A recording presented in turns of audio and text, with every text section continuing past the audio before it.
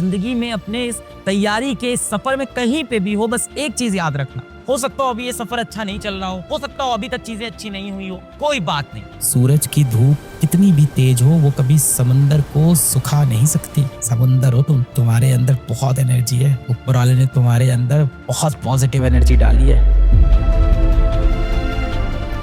क्या इंस्टाग्राम दिन भर स्क्रॉल करना, यूट्यूब स्क्रॉल करना, दोस्तों के साथ घूमना, अपने समय को बर्बाद करते रहना, कोई मोबाइल गेम खेलना, किसी बेटिंग ऐप के चक्कर में फंस जाना, किसी तरह का नशा पदार्थ कर लेना, किसी ऐसे व्यक्ति के प्रेम में फंस जाना जो आपको महत्व नहीं देता और आप ही उसके पीछे भागे जा रहे हो, इतने भी इम्पोर्टेंट नहीं हो तुम। इस दुनिया में सबसे इम्पोर्टेंट इंसान कौन है? आप अच्छे इंसान हो, आप दिल से बुरे व्यक्ति बिल्कुल भी नहीं हो। आप बस फंस गए हो इधर उधर के माया जाल में। मिसाल के तौर पे सोच लो, मैं स्कूटी चला रहा हूँ, मैं स्कूटर चला रहा हूँ और मैं रास्ते में निकला, बहुत ट्रैफिक जाम हो गया, अगल बगल हर तरफ ट्रैफिक, पै पै हॉर्न बज रहा है, मैं परेशान हो गया, ऊपर से धूप आ रही है, मेरे पसीना निकल रहा है, मैं एकदम परेशान हूँ। अब मैं क्या करूँ? बगल से एक बड़ी सी गाड़ी आई, मुझे ठोकर मार के चली गई। अब मैं ऐसे अपना गाड़ी को खींचता हुआ जा रहा हूँ। क्या इसमें कहीं मेरी गलती थी?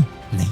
अब मैं क्या करूँगा? अपनी गाड़ी बनवाऊंगा, वापस बैठूंगा और चल पड़ूंगा। अगली बार ऐसा रास्ता लूंगा जहाँ पे इतना ट्रैफिक ना हो। धूप लग रही है, अगली बार कैप पहन के चलूंगा। एक्सीडेंट हो रहा है, अगली बार अपनी नजर चौकन्ना रखूंगा, जैसे ही वो गाड़ी आएगी अपनी गाड़ी पीछे कर लूंगा। We have to learn from our mistakes. We don't have to regret over our mistakes. अरे किसी ने सिखाया ही नहीं यार सिचुएशन को हैंडल कैसे करना है। तुम्हारी गलती ही नहीं है, तुम मन से अच्छे इंसान हो, आप बहुत अच्छे व्यक्ति हो अपने मन से। आपको किसी ने ये बात सिखाई ही नहीं कि जब कठिनाई आएगी तो करना क्या है। सबने हमेशा आपको सिर्फ डांटा है, सही से पढ़ाई करो, टाइम पे पढ़ाई किया करो, सुबह जल्दी उठा करो, मोबाइल मत इस्तेमाल किया करो, संभल के जाना, क्यों नहीं दिया तुमने टेस्ट में तुम्हारे नंबर क्यों नहीं आ रहे हैं। किसी ने ये नहीं बोला कि नंबर नहीं आ रहे हैं, कोई बात नहीं, फिर से उठो, फिर से मेहनत करते हैं। कोई कारण होगा जिस वजह से नंबर नहीं आ रहे हैं, उस कारण पे काम करते हैं। जब आपको लोग पूरे तरफ से जलील करते हैं, डांटते रहते हैं, तो आपको भी लगता है यार ये कंट्रोल मैं छोड़ देता हूँ। फिर वो साइकिल जब भिड़ने वाली होती है तो हाथ पैर छोड़ के आप सोचते भिड़ ही जाते हैं यार, देखा जाएगा। सूरज की धूप कितनी भी तेज हो वो कभी समंदर को सुखा नहीं सकती। समंदर हो तुम, तुम्हारे अंदर बहुत एनर्जी है, ऊपर वाले ने तुम्हारे अंदर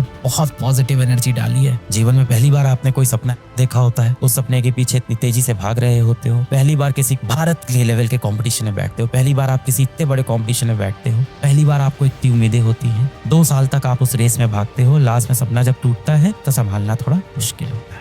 कंसिस्टेंसी इज द थिंग। मन भाग के कहीं और चला गया, 2 दिन खराब हुए, कोई बात नहीं। 2 दिन खराब होने के बाद ये मत सोचो कि ये हफ्ता खराब कर लेते हैं, मंडे से शुरू करेंगे, ये नहीं। 2 दिन खराब हुए, तीसरे दिन कम बैक करना है, मन को खींच के वापस लाए, तीसरा दिन अच्छा किया। 3, 4, 5, 6, 7 दिन सही हुआ, 8वां दिन फिर खराब हुआ। अब ये नहीं कि 3 दिन का गैप लेंगे फिर सही करेंगे, अगले मंडे से सही करेंगे, 1 तारीख से सही करेंगे, उसी वक्त चलो वापस आते हैं। कोई बात नहीं, आज 7 घंटा नहीं पढ़ पाए तो आज 4 घंटा पढ़े, कल पढ़ लेंगे वापस 7 घंटा। कोई बात नहीं, कल भी 5 घंटा ही पढ़ पाए, कल पढ़ेंगे 7 घंटा। पर गिव अप नहीं करना है कि आज मैं 7 घंटे नहीं पढ़ पाया, सिर्फ 1 घंटे पढ़ रहा हूँ, उससे अच्छा ना ही पढ़ूं। मन में यही आता है ना। हमारा मन ऐसे ही शैतान है एकदम। हमारी इंद्रियां जो बनाई गई वो ऐसी बनाई गई है जो हमें भटका दे। ये हमें ऊपर वाले ने ऐसे ही बनाया है कि इस पे कंट्रोल कर ले, तुम अपने दिमाग पे कंट्रोल कर ले। जिसने अपने मन को जीत लिया उसने इस संसार को जीत लिया। सबसे ज्यादा यही लगता है ना कि आज 6 घंटे पढ़ाई नहीं हो पाई है, तो आपने सोचा था कि आज मैं दिन भर में किसी भी तरह से 6 आवर की स्टडी करूंगा, आज मैं 6 घंटे पढ़ूंगा। आपने अपना टाइम टेबल भी बना लिया है कैसे कैसे पढ़ूंगा, कि शाम को 4 से 5 में ये सब्जेक्ट पढ़ूंगा, 5 से 6:30 में ये सब्जेक्ट पढ़ूंगा, फिर मैं ब्रेक लूंगा, फिर 7 से 9 ये पढ़ूंगा, फिर उसके बाद 10 से 1 तक ये पढ़ूंगा। ऐसे आपने कुछ अपना प्लान बना लिया है, कुछ इस तरह का। ऐसा कुछ भी आपने इस तरह से अपना एक प्लान बना लिया। हुआ क्या? आप 4 से 5 नहीं पढ़ पाए किसी भी कारण से,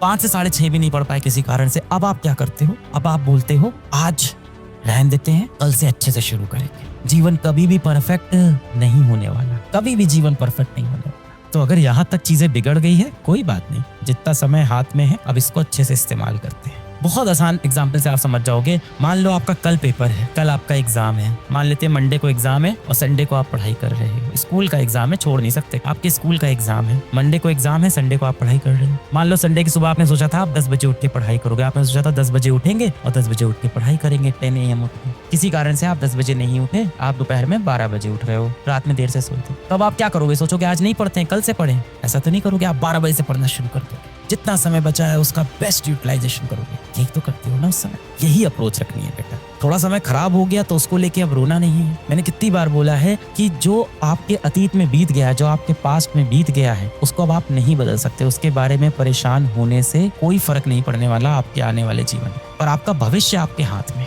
अपने बीते हुए कल को आप कभी भी सुधार नहीं सकते। जो पल चला गया, जो वक्त चला गया, वो चला गया, अब वो सुधर नहीं सकता। पर आपका आने वाला कल आपके हमेशा हाथ में है, उसे आप सुधार सकते हो। यदि तुमने अपना आने वाला कल सुधार लिया तो तुम्हारे बीते हुए कल में क्या हुआ था तुमसे कोई पूछने वाला नहीं है। इस जीवन में सबसे पेनफुल चीज क्या है? इस जीवन में सबसे दर्दनाक चीज बेटा ये नहीं है कि कोई लड़की आपको छोड़ के चली गई। इस जीवन की सबसे दर्दनाक चीज ये नहीं है कि आपके पास कोई महंगा फोन नहीं है। इस जीवन की सबसे दर्दनाक चीज ये नहीं है कि आप किसी एग्जाम में फेल हो गए। इस जीवन की सबसे दर्दनाक चीज है कि जब आप जवान हो, आपके हाथ पैर चल रहे हों और आपके माँ बाप आपकी वजह से रो रहे हैं, आपके माँ बाप की आंख में आंसू हो और उसका कारण आप हो। ये सबसे दर्दनाक चीज है। पर यही चीज कभी कभी खुशी देती है। अगर ये आंसू खुशी के हो तो माँ बाप की आंख में आंसू आए, मैं होने नहीं दूंगा, पर वो आंसू खुशी के हो तो चलेगा भाई। अगर आप चाहते हो वो मोमेंट लाइफ में क्रिएट करो बेटा, वाकई में सेलेक्ट होना चाहते हो, रियलिटी में आप सेलेक्ट होना चाहते हो, वो सिलेक्शन वाले दिन आना चाहते हो, अपनी माँ बाप की आंखों में वो खुशी के आंसू देखना चाहते हो। दुख के आंसू तो आपने बहुत बार दिए परेशान करके उनको, और आपकी आंखों में आंसू होता है तो उनको दर्द होता है। उनको आपने तकलीफ के आंसू बहुत दिए हैं। अपने माँ बाप को रोता हुआ देखकर एक ही वक्त खुशी होती है बेटा, जिस दिन वो इसलिए रोए कि उनके बेटे ने, उनकी बिटिया ने जिंदगी में मचा दिया, उस दिन बुरा नहीं लगता बेटा। कभी आपके माँ बाप कभी भी घर के अंदर कभी उनकी आंख में आंसू आ जाए ना, आपको सबसे ज्यादा दर्द होता है। जहां पे भी हो आज आप अपनी जिंदगी में, अपने इस तैयारी के सफर में कहीं पे भी हो, बस एक चीज याद रखना। हो सकता हो अभी ये सफर अच्छा नहीं चल रहा हो सकता हो अभी तक चीजें अच्छी नहीं हुई हो।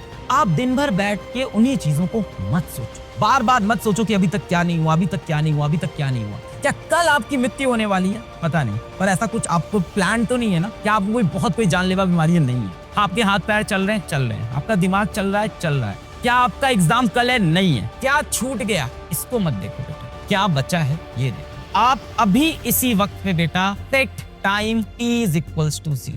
आपके लिए ये प्रॉब्लम अभी शुरू हुई है। अपना टाइम t=0। इस समय कोई बात नहीं। पिछली बार शंख बजा था, आप नहीं लड़ पाए थे, फिर से एक बार युद्ध का शंख आज बज चुका है। सेट टाइम t=0 अभी कर दे भाई, और दिल से यार, सच्चाई से, ईमानदारी से। जब ईमानदारी ना आए भाई, माँ बाप के बारे में सोच, दिल में ईमानदारी अपने आप आ जाएगी। उनकी मासूमियत के बारे में सोच, तेरे लिए कितना अच्छा सोचते हैं ये सोच, इनोसेंस के बारे में सोचो। दूसरी चीज बेटा, आंधी आए, तूफान आए, बरसात हो जाए, बाढ़ आ जाए, आप जब एक दिन छोड़ रहे हो तो आप ये समझना आप कंपटीशन में कितना पीछे जा रहे हो, ये दिमाग में डाल दो। तीसरी चीज बेटा, डीपीपी नहीं की सिलेक्शन नहीं होगा। और चौथी आखिरी चीज, टेस्ट दिया तो सिलेक्शन कंफर्म। एक और चीज होती है, बहुत इंपॉर्टेंट होती है, बहुत ज्यादा इंपॉर्टेंट होती है, विच इज रिवीजन, जो कि आप में से कोई नहीं कर रहा होगा।